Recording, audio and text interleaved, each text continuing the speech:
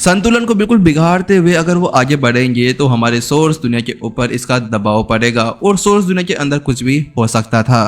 तो वहीं उसकी वो बात सुनने के साथ में विपिन की जो अभिव्यक्ति थी वो गंभीर हो गई और वो वहां पर कहता है, लोग अक्सर कहते हैं कि एक दिव्य निर्माण ने इस दुनिया को बनाया और आकार दिया था और उनको शांत रखने, उनको उनके डिसिप्लिन में रखने और उनके ऊपर शासन करने के लिए ऐसी मान्यताओं को बनाया था और ऐसी चीजों का उपयोग किया गया था।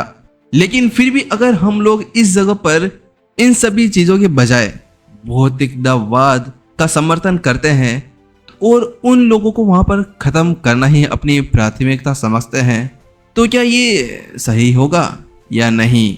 तो उसकी बात सुनने के साथ में गौरांग पूरी तरह से हैरान रह गया। वो अब विपिन को अजीब तरह से देखने लगता है और कहता है, जोई राजवंश के एक भाग्य गुरु होने के बाद में आप ऐसे कैसे बातें कर सकते हैं?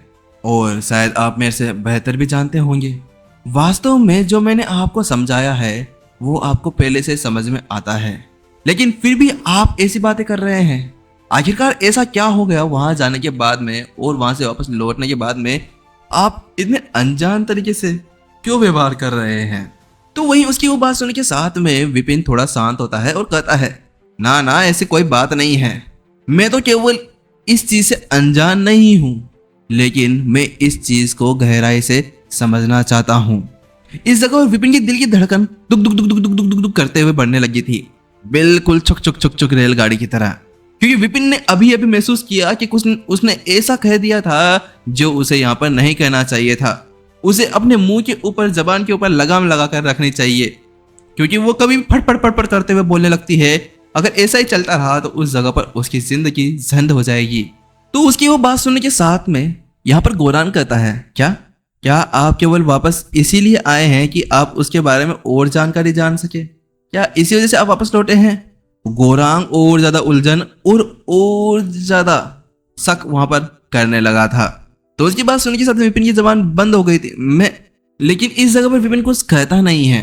इस जगह पर विपिन चुपचाप शांत खड़ा हो जाता है, क्योंकि वो जानता था कि किसी भी चीज के बारे में फालतू में कुछ पता लगाए बिना ही वो यहाँ कुछ कर नहीं सकता था। अगर उसने ऐसा कुछ कर दिया तो यहाँ पर बहुत ज्यादा बड़ी मुसीबत खड़ी हो सकती थी। इसी वजह से जल्द ही वो यहाँ पर ऋषि की यादों को तलाश करने लगता है। वो यहाँ पर ये सोच रहा था कि इस बंदे के बारे में थोड़ा बहुत तो कुछ पता चल जाए, जिसके बाद में वो यहाँ पर कुछ कर सकता था। लेकिन जब वो वहां पर देखता है तो वो पाता है कि उसके पास में ऐसा कुछ भी नहीं था।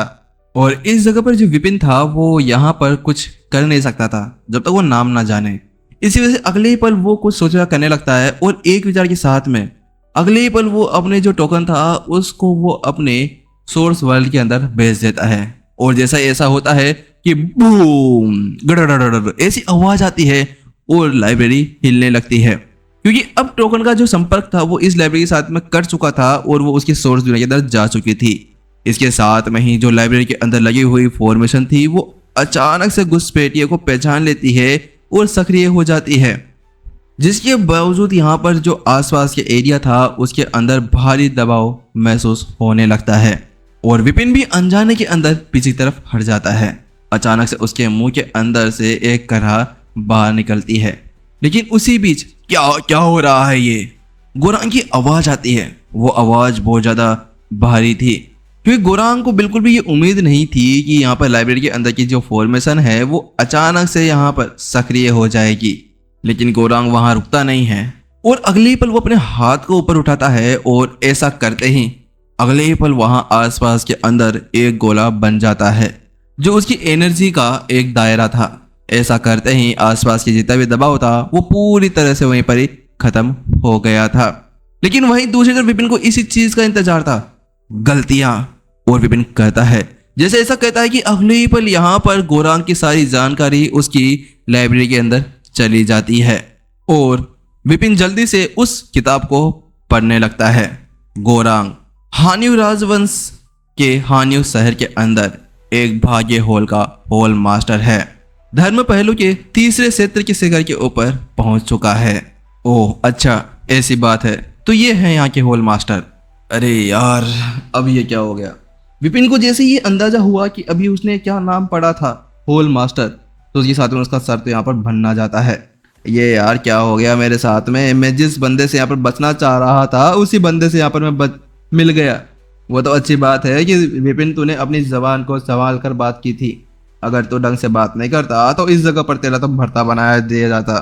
लेकिन उसी बीच विपिन ने कुछ एक लाइन पूछी, संतुलित भाग्य, ये क्या है?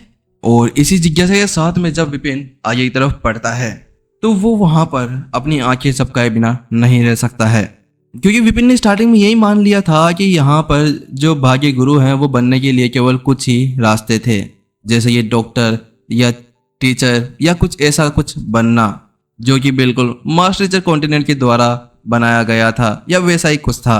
लेकिन अब ये देखने के बाद में उसे पता चला कि ये तो उससे बिल्कुल अलग था। लेकिन फिर भी यहाँ पर एक और भाग्य भी था, संतुलित भाग्य। संतुलित भाग्य कुछ ऐसा था जो लोग यहाँ पर इस चीज की साधना करते हैं, वो लोग यहाँ पर किसी के अंदर पक्षपात नहीं करते हैं, वो सभी लोगों के साथ में सेम बिहेव करते हैं। ये पढ़ने के बाद में विपिन ने जल्दी से जो टोकन था उसको वापस बुला लिया, क्योंकि अब वो यहाँ पर इसको ज्यादा देर तक नहीं रोक सकता था। और जैसे विपिन यहाँ पर अपने टोकन को वापस अपने जेब के अंदर रखता है तो उसके साथ में ही वो जो दबाव था वो फिर से कम हो जाता है और उसके बाद में फिर से सब कुछ शांत हो गया। इसके साथ ही यहाँ पर जो विपिन था वो सारी जानकारी यहाँ पर पता करने लगा, लेकिन ऋषि की सारे दिमाग के अंदर उसे मास्टर शेख के बारे में कुछ पता तो नहीं चला था। सब कुछ शांत देखने के बाद में गौरांग भी राहत की सांस लेता है, क्योंकि वो जानता था कि यहाँ पर शायद कोई ना कोई बड़ी प्रॉब्लम स्टार्ट होने वाली थी। लेकिन ये देख कर कि शायद फॉर्मेशन के अंदर कोई गलती थी, इसी वजह से वो इस चीज को अनदेखा कर देता है। तो गौरांग कहता है चलो ठीक है, मुझे लगता है कि अब हमें इसके बारे में आगे बात करने की कोई भी जरूरत नहीं है। तो उसके साथ विपिन पूछता है एक मिनट, मुझे आपसे कुछ पूछना है, आखिरकार ये दिव्य क्षेत्र क्या होता है? भाग्य का दिव्य क्षेत्र, एक बार टीचर ने मुझे इसके बारे में बताया था, लेकिन मैं अभी तक उसको ठीक से समझ नहीं पाया। तो गौरांग उसे मुस्कुराते हुए कहता है। तो गौरांग उसकी बात सुनने के साथ में थोड़ा सा हंसता है और मुस्कुराते हुए कहता है, क्या बात है राज, आज तो तुम बड़े मूड के अंदर लग रहे हो, मुझे लगता है कि आज ही तुम सारी जानकारी निकाल लोगे। चलो ठीक है, फिलहाल के लिए जो तुमने मेरे से पूछा है मैं उसे तुम्हें बताता हूँ। देखो, कुछ ऐसा होता है, कोई भाग्य गुरु अगर अपने नियति क्षेत्र की स्थापना तक पहुंच जाता है तो उसके बाद में वो भाग्य गुरु अपना खुद का एक रास्ता बना लेता है। उसके लिए अब एक नया रास्ता खुल जाता है और वो अपने भाग्य को और ज्यादा विकसित करने लगता है। उसके साथ में उसका भाग्य अब उसके हाथ के अंदर ही होता है। वो अपने जीवन की साधना, अपने जीवन के ज्ञान, अपने जीवन के भाग्य को एक साथ मिलाता है और धीरे धीरे करते हुए वो उसे मजबूत बनाता है, जब तक वो सारी चीजें मिलकर एकमात्र भाग्य ना बन जाए। और अगर वहां पर उस व्यक्ति का कोई एक मार्गदर्शक या उसका एक उत्तराधिकारी हो तो वहां पर उस जानकारी को आगे बढ़ा दिया जाएगा। अगर नहीं तो जब उस बंदे की वहां पर मृत्यु हो जाएगी या वो मर जाएगा तो उस जगह पर उसके साथ में वो सारी दिव्य क्षेत्र की जो आत्मा, जो उसकी जानकारी, वो सब कुछ वहीं पर ही खत्म हो जाएगी। इसी को हम यहाँ पर भाग्य का दिव्य क्षेत्र कहते हैं। जो गौरांग था वो यहाँ पर बिल्कुल शांत होते हुए, मुस्कुराते हुए विपिन को वो सारी जानकारी देने लगता है।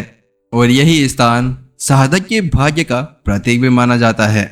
अगर यहाँ पर कोई अपने भाग्य को शुरू से शुरू करता है तो उस जगह पर उसे बहुत ज्यादा समय लग जाएगा। अगर वो वहीं पर ही अपने किसी टीचर को ढूंढ लेता है जैसे कि तुम, और अगर तुम उसके साथ में उसकी जानकारी को इकट्ठा करते हो और उसी वो साधक बन जाते हो तो उसके साथ में तुम्हारे लिए इजी होगा इस तरह से एक दिव्य भाग्य गुरु बनना। लेकिन मैं तुम्हें एक बात बताता हूँ।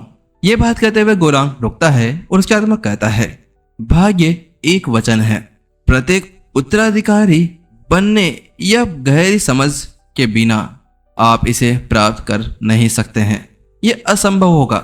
और अगर कोई बंदा इसके बिना अगर भाग्य के उस दिव्य क्षेत्र के अंदर पहुंच जाता है, वो भी गलती से भी, तो उस जगह पर उसकी पूरी जिंदगी बर्बाद हो सकती है। यहाँ पर जो गौरांग था वो विपिन से कहता है। जब वो ये शब्द कहता है तो उसके साथ में एपिसोड यहीं पर खत्म हो जाता है। चलिए जल्दी मिलते हैं। और इसके अलावा गाइस एक बात बता देता हूँ कि एक न्यू स्टोरी यहाँ पर हम लाने वाले हैं जिसके ऊपर काम चल रहा है, ठीक है। वो भी बहुत ज्यादा मस्त जबरदस्त स्टोरी होने वाली है और उसका सपोर्ट हमें आप लोगों का सपोर्ट हमें उसके ऊपर चाहिए होगा। तो चलिए हम उस स्टोरी को भी जल्द ही अपलोड कर देंगे। बस कुछ एपिसोड्स में बना लूँ उसके ऊपर, क्योंकि स्टार्टिंग में 2-3 एपिसोड से काम नहीं चलेगा, कम से कम उसकी स्टोरी लाइन हमें समझ में आनी चाहिए। तो उसके लिए 5-7 एपिसोड्स चल जाने चाहिए। मैंने भी सुना वो स्टोरी बहुत ज़्यादा अच्छी है, और जैसा कि आप सोच रहे थे कि यहाँ पर स्टोरी बिल्कुल जैसे हम नॉर्मल बातें करते हैं या नॉर्मल हिंदी होती है, उसी हिंदी के अंदर हम उस स्टोरी को लेकर आने वाले हैं। बिल्कुल कुछ भी नहीं होगा, लेकिन बस ये होगा कि वो हमारी आवाज़ में नहीं होगा। हमारी आवाज़ में केवल ये स्टोरी हैप्टिक्स की जो अपनी नंबर 0 स्टोरी है वही आया करेगी, बाकी उस आवाज़ में आएगी। चलिए जल्दी मिलते हैं नेक्स्ट एपिसोड के अंदर। तब तक के लिए टाटा बाय बाय सायोनारा। अगर आप लोग चैनल के ऊपर नए हैं तो चैनल को भी सब्सक्राइब ज़रूर कर जाए। चलिए मिलते हैं फिर बाद में।